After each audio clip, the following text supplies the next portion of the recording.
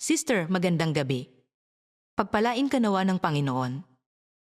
Salamat sa pagpunta sa simbahan sa Popotla at sa pagpapasaya sa amin sa iyong presensya.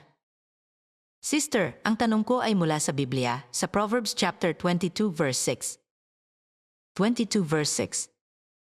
Opo, sister. Maaari ko bang basahin? Sinasabi nito, turuan mo ang bata sa daan na dapat niyang lakaran at pagka tumanda man siya ay hindi niya ito hihiwalayan. Oh, train up a child in the way he should go, and when he is old, he will not depart from it. Ang tanong ko ay nakatuon sa paksa ng pagpapalaki o upbringing.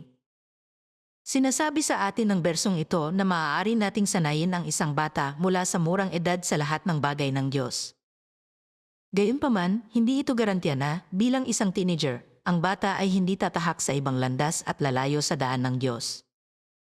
Nagkaroon ako ng pagkakataong makilala ang mga batang ipinanganak sa simbahan at lumaking natututo tungkol sa Diyos. Gayunpaman, may dalawang pagkakataon. Ang mga nananatili sa landas ng Diyos at ang iba na naliligaw mula rito.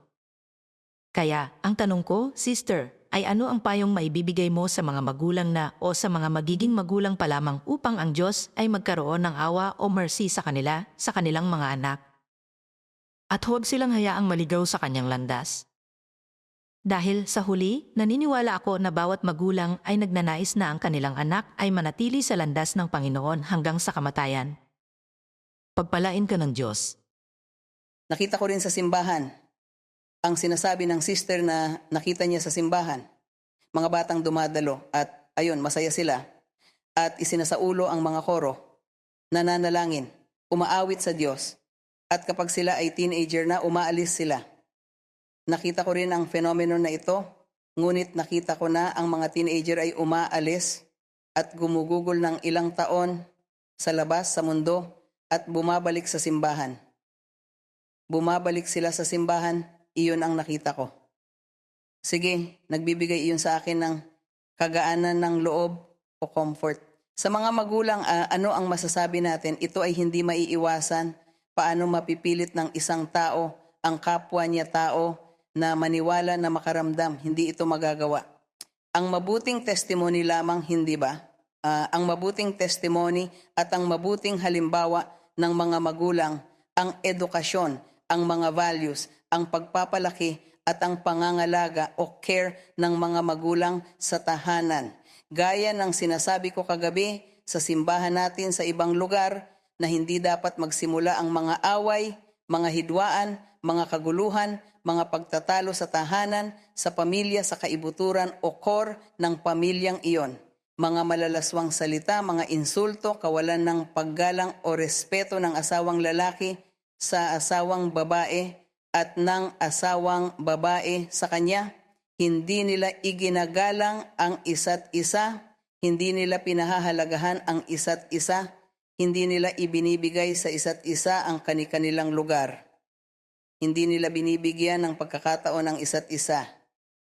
Hindi sila nagtutulungan bilang isang team sa tahanan. Pagkatapos ay darating ang mga kasinungalingan. Darating ang kasalanan. Napakaraming bagay ang dumarating. At nakikita ng mga bata ang lahat ng iyon. Kaya nagpapakita ito ng masamang halimbawa. Ito ay isang hindi mabuting testimony. Ngunit kung mayroong isang pamilya, isang mag-asawa kung saan ang ama at ina ay naghahanap sa Diyos ng buong puso at may katapatan at may buong paggalang, may mga values, ginagawa ang kalooban o will ng Diyos, hinahanap ang Diyos, makikita ng mga batang iyon ang halimbawang iyon at iyon ang mananatiling nakaukit sa kanilang puso at sa kanilang mga isipan. Iyon ay mananatiling nakaukit sa kanilang pagkatao. Pagkatapos sila, gaya ng sinasabi ng Biblia, turuan mo ang bata sa daan na dapat niyang lakaran at pagka tumandaman siya ay hindi niya ito hihiwalayan. Kung sinasabi ito ng Biblia, mangyayari ito at kaya kahit na makita nating lumayo sila at umalis, matutupad ang nakasulat Biblia at balang araw ay dadalhin sila ng Panginoon at babalik silang muli upang hanapin ang Diyos. Yun iyon. Ngunit ang mabuting testimony, ang mabuting halimbawa at ang paghahanap sa Diyos ng buong puso dahil may mga pamilya, may mga taong hindi naghahanap sa Diyos, napakaraming hidwaan, hindi na nila mahal ang isa't isa, hindi na nila gusto ang isa't isa, tapos na ang pag-ibig, wala nang affection, tapos na ang pagmamahal, pagkatapos ay darating ang mga pagtataksil, napapansin ng mga bata, nagdurusa sila, at pagkatapos, ayon, hindi iyon mabuti. Kaya kapag alam natin ang daan ng Diyos, pinahahalagahan at iginagalang natin ang salita ng Diyos at bawat isa sa atin ay namumuhay ng matuwid. Kapwa ang lalaki at babae.